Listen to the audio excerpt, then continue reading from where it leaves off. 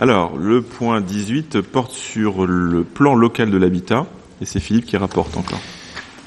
Donc, lors du Conseil communautaire du 3 février dernier, l'Assemblée a voté l'arrêt du projet de programme local de l'habitat pour 2020 à 2025.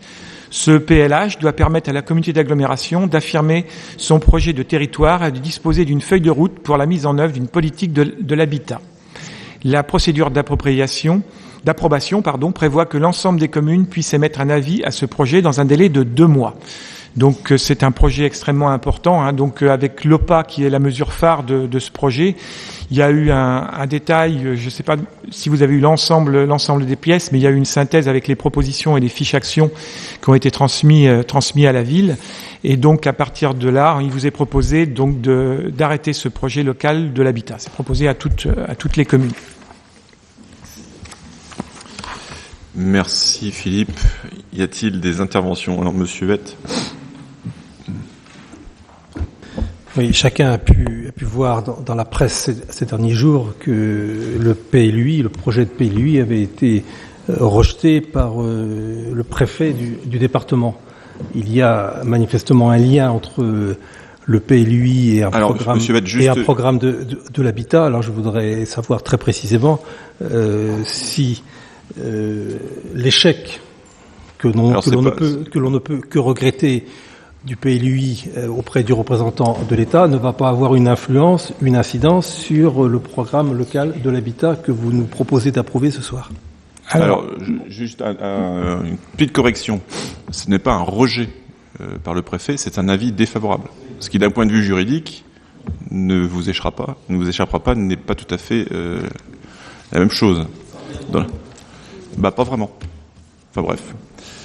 Donc Philippe, je te laisse répondre. Alors, pour ce qui est du programme local de l'habitat, il y a un vrai travail avec l'État qui s'est poursuivi depuis plusieurs mois. C'est vrai que l'État est très demandeur d'une restriction de consommation d'espace, qu'on peut entendre. Donc nous avons tenu compte de nombreuses remarques, que ça soit sur la vacance. Dans notre phasage du programme local de l'habitat, on insiste énormément sur une diminution de la vacance. On a travaillé également sur des chiffres, justement, on s'est rapproché des demandes de l'État sur des chiffres importants en termes de consommation d'espace. On a tenu compte d'une baisse par rapport au PLUI d'Avranches-Mont-Saint-Michel et du PLUI du Mortainais. On était allé sur l'ensemble des pôles pour faire évoluer nos chiffres. Donc on a évolué également dans ce domaine. Donc on a essayé de tenir compte au maximum de ces éléments-là, en espérant que quand notre PLH passera, en commission, qu'il pourra être entendu par l'État, c'est cette évolution favorable. Mais on ne peut rien présager. En tout cas, on a tenu compte de nombreuses remarques de l'État.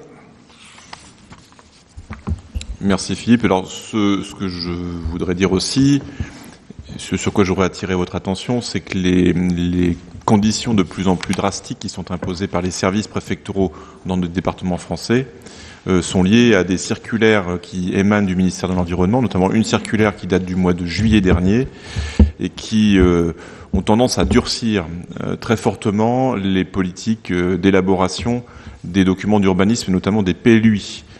L'avis défavorable que notre PLUI a reçu au mois d'août dernier est principalement lié à cela. Alors, le PLUI n'est pas à l'arrêt, bien évidemment. Nous continuons la procédure. Nous avions un temps d'échange avec les élus référents du PLUI, notamment Éric Goupil, il y a maintenant 2 semaines en préfecture.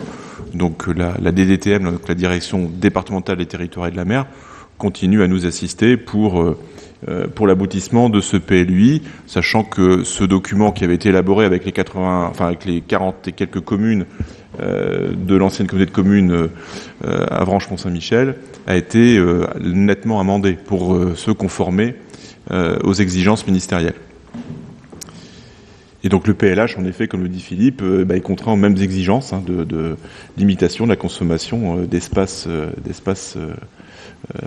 naturels ou agricoles, en tout cas, vise à ne plus consommer d'espace. D'ailleurs, on le voit bien, les politiques nationales visent à zéro artificialisation des sols. Y a-t-il d'autres remarques ou d'autres questions, Monsieur Huette? Oui, j'entends bien et j'ai bien vu qu'il s'agissait effectivement d'une ou de plusieurs circulaires. Je voudrais rappeler que les circulaires sont normalement des textes d'interprétation ou de textes législatifs ou de textes réglementaires. Et que si les circulaires ajoutent quelque chose au droit existant, elles peuvent être déclarées illégales par le juge administratif. Donc je rappelle simplement ce point-là.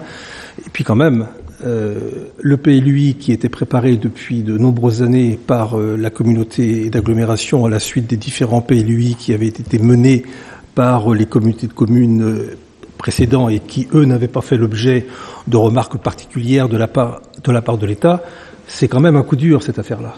C'est 4 ans de travail, plus d'1 million qui ont été dépensés.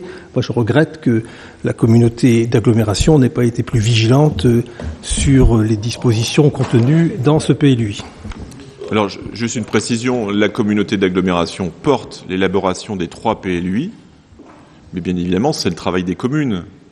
Donc, il ne faut pas tout mélanger non plus. C'est-à-dire que, certes, vous pouvez jeter l'opprobre sur la communauté d'agglomération qui, selon vous, n'est pas bonne à grand-chose.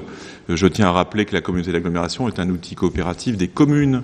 Donc, c'est bien le travail des communes qui est remis en cause, hélas, par l'administration préfectorale.